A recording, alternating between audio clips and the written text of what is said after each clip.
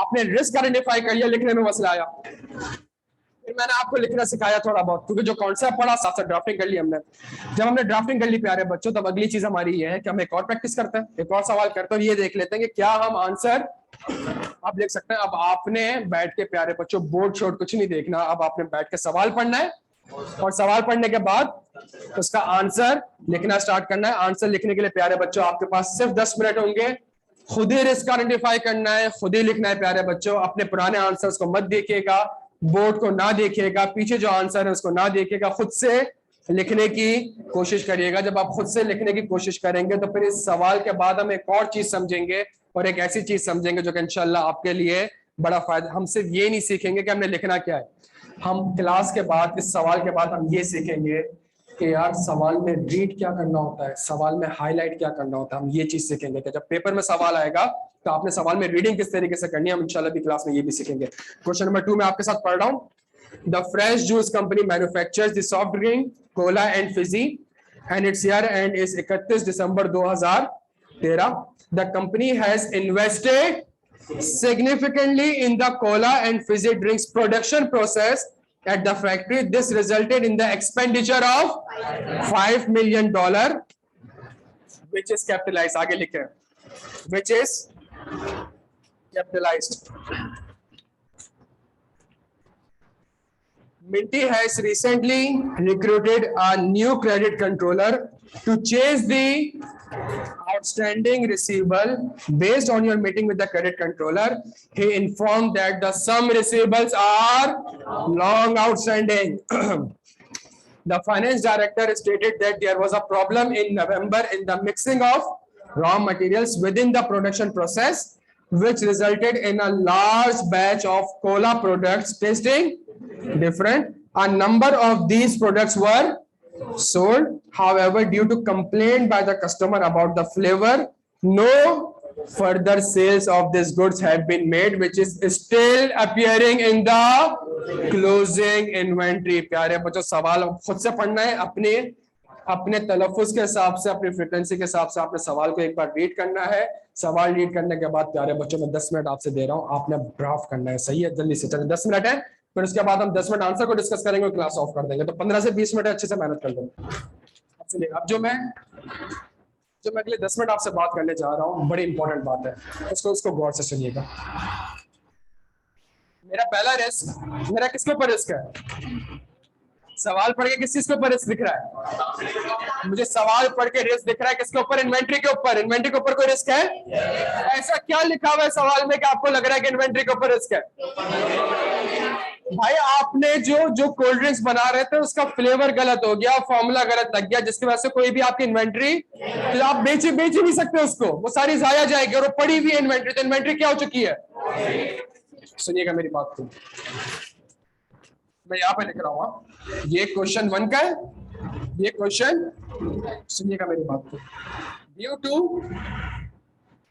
Raw material mixing, ऐसा ही कुछ लिखा हुआ है, सही है। A large level of inventory, ऐसा ही कुछ लिखा हुआ है, बच्चों ऐसा ही लिखा हुआ है।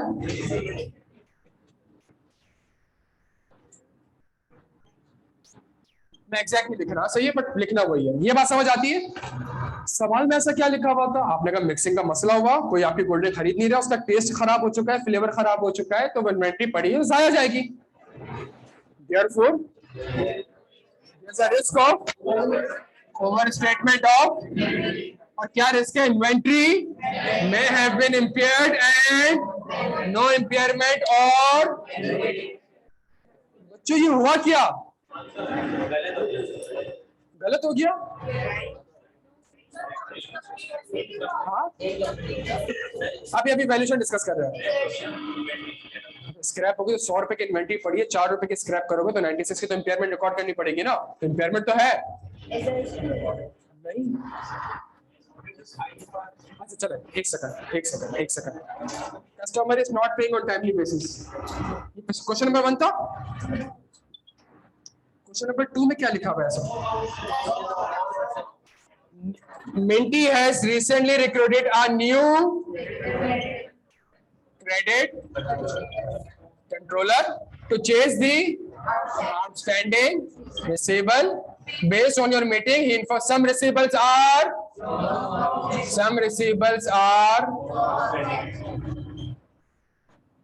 सही है.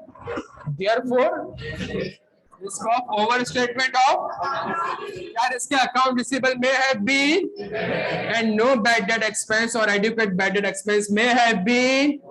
क्या सही है प्यारे बच्चों ये रिस्क? बच्चों यार ये रिस्क सही है? सर आप समझ नहीं रहे अभी भी. सर क्वेश्चन नंबर 1 का आंसर भी सेम है और क्वेश्चन नंबर 2 का आंसर भी, सिर्फ एक चीज डिफरेंट है. क्या डिफरेंट है? रिस्क फैक्टर डिफरेंट है. और रिस्क फैक्टर कहां लिखे हुए होंगे? सवाल में लिख बच्चों. जो आपका आंसर होगा वो आंसर कहां मौजूद होगा? वो जब रिस्क का सवाल आएगा तो जो आपने अंडरलाइन करना होगा वो किस चीज को अंडरलाइन करना होगा? रिस्क. जिस बच्चे ने सवाल पढ़ के रिस्क फैक्टर हाईलाइट कर लिए उसने आंसर ड्राफ्ट कर लिया. जिस बच्चे ने, तो आपने जब ऑडिट रिस्क, जब सवाल की रिक्वायरमेंट होगी identify and evaluate the audit risk, तो प्यारे बच्चों सवाल ऐसे रीड नहीं करना है जो हम बीएम पढ़ते हुए पूरी किताब ब्लू कलर से हाईलाइट कर लेते थे. नहीं, सवाल पढ़ के हाईलाइट क्या करना है? Risk factor. जिस बच्चे ने रिस्क फैक्टर हाईलाइट कर लिया वो रिस्क फैक्टर लिखा. अगला स्टेप उस रिस्क फैक्टर को लिंक करना है बैलेंस शीट की एजर्शंस से. अगला काम उसको बताना है. आप सोचें एक बात, मैंने पीएनजी का भी ऑडिट किया हुआ है, मैंने जिलेट का भी ऑडिट किया हुआ है. पीएनजी का भी इन्वेंट्री की इंपेयरमेंट का ये रिस्क तक इन्वेंट्री इंपेयर्ड है, मैनेजमेंट ने इंपेयरमेंट रिकॉर्ड नहीं की होगी. और जिलेट का जब ऑडिट करने जाता था तो वहां पे भी यही कहता था कि इन्वेंट्री इंपेयर्ड है, मैनेजमेंट ने इंपेयरमेंट रिकॉर्ड. लेकिन दोनों के पीएनजी में कोई और रिस्क फैक्टर था, जिलेट में कोई और रिस्क फैक्टर था. सुनिएगा मेरी बात को. मैं जब ये लेदर इंडस्ट्री का ऑडिट करता था, तो वहां भी यही कहता था कि इन्वेंट्री इंपेयर्ड है और मैनेजमेंट ने इंपेयरमेंट रिकॉर्ड. लेकिन वहां पे रिस्क फैक्टर कुछ और था. और रिस्क फैक्टर क्या था कि चाइनीज ने नया सिंथेटिक प्रोडक्ट लॉन्च कर दिया है जिसकी वजह से इन्वेंट्री शायद इंपेयर्ड है. सुनिएगा मेरी बात को. और जब मैं टेक्सटाइल सेक्टर का ऑडिट करता था, और जब टेक्सटाइल सेक्टर का मैं ऑडिट करता था तो मैं वहां पे कहता था कि पाकिस्तान को फाटा की ग्रे लिस्ट में डाल दिया गया है, पाकिस्तान का जीपीएस स्टेटस हटा दिया गया है, जिसकी वजह से पाकिस्तान यूरोपियन यूनियन में एक्सपोर्ट नहीं कर सकता. देयरफॉर पाकिस्तान के जो प्लांट एंड मशीनरी है टेक्सटाइल सेक्टर के, ये इंपेयर्ड हो चुके हैं. मैनेजमेंट ने इंपेयरमेंट रिकॉर्ड नहीं, क्योंकि रिस्क सेम है. रिस्क चेंज क्या होगा? Risk factor. और वो कहां लिखा हुआ होगा? सवाल. अब प्यारे बच्चों आप गौर से सुने मेरी बात को. जब भी रिस्क का सवाल आएगा हमारा फोकस किस चीज के ऊपर होना चाहिए? जिस बच्चे ने सवाल पढ़ के रिस्क फैक्टर को अंडरलाइन कर लिया, 90% तो आंसर से ड्राफ्ट कर लिया है. अब उसने करना क्या? किसकी वजह से यहां पे रिस्क हो सकता है और ये रिस्क हो सकता है. That's it. अब बच्चा मुझसे कहता है सर FR2 पढ़ना जरूरी है, FR1 पढ़ना जरूरी है. प्यारे बच्चे थोड़ा बहुत पता है बैड डेट एक्सपेंस, ये थोड़ा बहुत पता है इन्वेंट्री की इंपेयरमेंट. आपने इन्वेंट्री की इंपेयरमेंट कैलकुलेट नहीं करनी, आपने पीपी की इंपेयरमेंट में बैठ के वो वैल्यू इन यूज और रिकवेबल अमाउंट डिटरमाइन, सिर्फ एक वर्ड कि जी पीपी इंपेयर्ड हो चुका है. क्यों? रिकवेबल अमाउंट उसकी कैरिंग अमाउंट से कम है. और शायद मैनेजमेंट ने इंपेयरमेंट रिकॉर्ड. इस सवाल में भी 3 ही रिस्क है. प्लांट एंड मशीनरी का, प्लांट एंड मशीनरी का रिस्क क्यों है लड़के? कंपनी का नेचर क्या है? कंपनी का नेचर क्या है? मैन्युफैक्चरिंग का. तो जब मैन्युफैक्चरिंग का तो प्लांट भी होगा. और जब प्लांट है और प्लांट ने घटिया प्रोडक्ट बना दिया तो क्या प्लांट से मजीद सेल हो सकती है? जब प्लांट से सेल ही नहीं होगी तो क्या आप उसको यूज कर सकते हैं? जब आप उसको यूज ही नहीं कर सकते तो उसकी वैल्यू इन यूज क्या हो जाएगी? जब उसकी वैल्यू इन यूज कम हो जाएगी तो डर है कि कहीं मेरी कैरिंग अमाउंट से भी कम ना हो जाएगा. कैरिंग अमाउंट से कम हो गई है तो इतनी से क्या हो चुकी है? और मेरा रिस्क है कि मैनेजमेंट ने इंपेयरमेंट रिकॉर्ड नहीं करी होगी. प्यारे बच्चों पहले सवाल में क्वेश्चन नंबर 1 में भी इन्वेंट्री का रिस्क था, लेकिन रिस्क क्या था? रिस्क ये था कि जी मार्केट में नया कॉम्पिटिटर आ गया है, तभी इन्वेंट्री की इंपेयरमेंट का रिस्क है. क्वेश्चन नंबर 2 में भी इन्वेंट्री की इंपेयरमेंट का रिस्क है, लेकिन रिस्क फैक्टर क्या है? कॉम्पिटिटर नहीं आया. मेरा जो मिक्सिंग मटेरियल था, जो मेरा फॉर्मूला था वो खराब हो गया, जो मैं प्रोडक्ट बनाता हूं उसका टेस्ट डिफरेंट आने लगा. बट रिस्क तो यही होगा कि इन्वेंट्री इंपेयर्ड है, मैनेजमेंट ने इंपेयरमेंट रिकॉर्ड नहीं करी होगी. तो आप क्वेश्चन नंबर 1 देखें, क्वेश्चन नंबर 2 देखें. प्यारे बच्चों आंसर सेम है. क्या चेंज है? रिस्क फैक्टर कहां लिखा हुआ होगा मेरे प्यारे बच्चों? सवाल. जिस बच्चे को सवाल पढ़ने की तमीज आ गई उसने आंसर लिख लिया. जिस बच्चे को सवाल पढ़ने की तमीज आ गई, अब पता होगा कि जब मैं रिस्क का सवाल पढ़ूंगा तो मेरा फोकस ये होना चाहिए. जब मैं ISA 200 के ऊपर कोई सवाल पढ़ूंगा तो मेरा फोकस ये होना. और मैं आपको अगेन प्यारे बच्चों बता दूं, ये सिनेरियो बेस्ड क्वेश्चन की सबसे मुश्किल कैटेगरी है। क्यों? इसके आंसर कहीं नहीं लिखे हुए। लास्ट क्लास में हमारे लिए चैलेंज क्या था कि हम पिक कर लें कि क्या है कि इनहेरेंट लिमिट में कॉन्सेप्ट अप्लाई हो रहा है। ऑल रिस्पेक्ट, उस ऑल के वर्ड से मुझे पिक करना था और फिर मैंने प्रोड्यूस कर दिए पॉइंट्स। यहाँ पे प्यारे बच्चों प्रोड्यूसर कुछ नहीं है, यहाँ पे आपको ड्राफ्ट करने हैं प्यारे बच्चों, यहाँ पे ड्राफ्टिंग टेक्निक्स को अप्लाई करना है। आपको किसी किताब में भी ऑडिट रिस्क नहीं मिलेंगे। आइजा नहीं बताएगा इन्वेंट्री के रिस्क क्या है, आइजा नहीं बताएगा इन्वेंट्री के प्रोसीजर्स क्या है। सही है, आइजा ने सिर्फ गाइडेंस दी है कि भाई अंडरस्टैंडिंग ऑफ पेन करो। तो आज क्लास में पढ़ के अगर ऑडिट रिस्क का सवाल आएगा, सिर्फ 3 स्टेप हमने फॉलो करना है। पहला, कहाँ लिखा हुआ होगा सवाल, इसको प्रिसाइज लिखना है, लेंथ लिखना है आपके ऊपर। जब आपने रिस्क फैक्टर एक लिखा, जब आप कह रहे हो ये रिस्क फैक्टर है, तो इट मींस आप कॉन्फिडेंट हो कि इसकी वजह से यहाँ पे रिस्क। कितने लोगों ने सवाल पढ़ के मिक्सिंग ऑफ रॉ मटेरियल को हाईलाइट किया था? तो हाईलाइट करा क्यों? रिस्क तो क्यों है रिस्क फैक्टर? क्योंकि उससे मसला कहां पे जाएगा? यही तो, जहां आपने हाईलाइट करा तो आंसर तो ऑटोमेटिकली ड्राफ्ट कर दिया आपने यार। जहां आपने सवाल में रिस्क फैक्टर को हाईलाइट करा, आंसर तो आपने वहीं पे ड्राफ्ट कर लिया। मेरे प्यारे बच्चों के यहां तक मेरी बात समझ आती है? पढ़े इसका आंसर को, पीछे आए, क्वेश्चन सजेस्टेड आंसर में आए।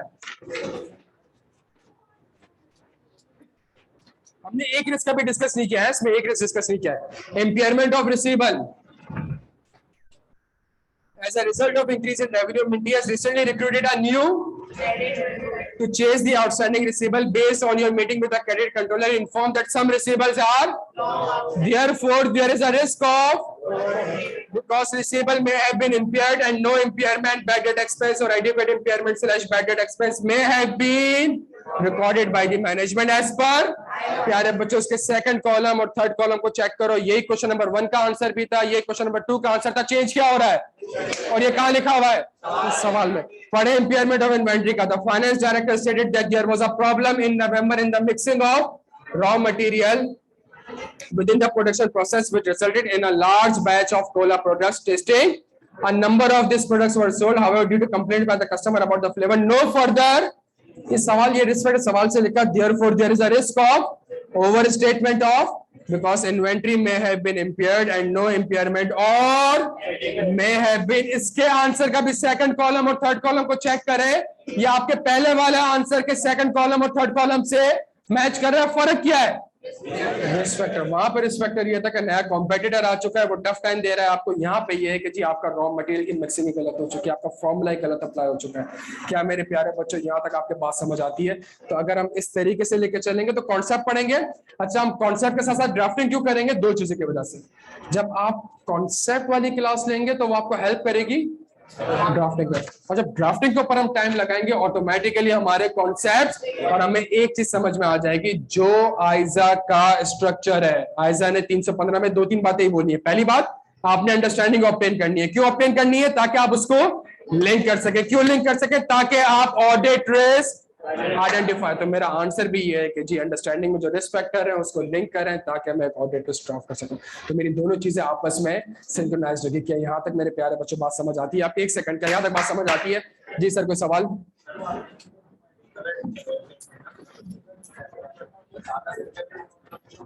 ये भी हो सकता है कि उसने ज्यादा से इम्पेयरमेंट रिकॉर्ड कर दी हो। हमेशा याद रखिएगा, एज एन ऑडिटर मेरा एसेट और इनकम पे इनहेरेंट है कि वहां पे ओवर स्टेटमेंट का रिस्क है। मैनेजमेंट ने जानबूझ के एसेट बढ़ाए होंगे, मैनेजमेंट ने जानबूझ के इनकम बढ़ाई होगी, और मैनेजमेंट ने एक्सपेंसेस और लायबिलिटीज को कम रिकॉर्ड। तो एक्सपेंसिव लायबिलिटी इनहेरेंट है कि अंडर स्टेटमेंट एसेट और इनकम के ऊपर मेरा। और ये अगेन जब हम 315 पढ़ेंगे वापस तो इन सारी चीजों को डिस्कस करेंगे। इसके अलावा भी और कॉन्सेप्ट हैं 315 के, लेकिन मेरे प्यारे बच्चों मेरी एक बात सुनिएगा, गौर से सुनिएगा। ये क्लियर है? सिर्फ आज की क्लास का एक पर्पस, 3 घंटे क्लास का सिर्फ एक पर्पस था आज, व्हाट। क्या ये समझ आ गया प्यारे बच्चों? और इसका आंसर हमारी पिछले 3 घंटे की क्लासेस में ऑलरेडी मौजूद था, जो हमने पहली और दूसरी क्लास में पढ़ा था कि एफएस में नॉट बी इक्वल। क्या यहाँ तक मेरे प्यारे बच्चों? अच्छा, कल की क्लास में हमने प्लानिंग का थोड़ा बहुत ओवरव्यू लिया है, हम प्लानिंग को वापस कंटिन्यू करेंगे। कल की क्लास का जो हमारा सबसे इंपॉर्टेंट चीज है वो हमारे पास चीज है, हम प्लानिंग के ऊपर आधा घंटा और लगाएंगे और हम स्टार्ट करेंगे परफॉर्मेंस। हम स्टार्ट करेंगे क्या, परफॉर्मेंस के एग्जिस्टेंस के ऊपर क्या प्रोसीजर करते हैं। हम सारे प्रोसीजर्स नहीं पढ़ेंगे, हमारी 7 से 8 क्लासेस लगेंगे बाद में सिर्फ परफॉर्मेंस के ऊपर, सिर्फ ऑडिट। हम कल की क्लास में सिर्फ सिर्फ क्या करेंगे, एक ओवरव्यू लेंगे। और किस चीज का ओवरव्यू लेंगे कि एज एन ऑडिटर में प्रोसीजर क्या परफॉर्म करता हूं। प्यारे बच्चों, कल की क्लास बड़ी इंपॉर्टेंट क्लास होगी। समझ आ रही है आपका? अपना बेहद ख्याल रखिएगा, कोई सवाल हो मुझसे पूछ लीजिएगा। बहुत शुक्रिया।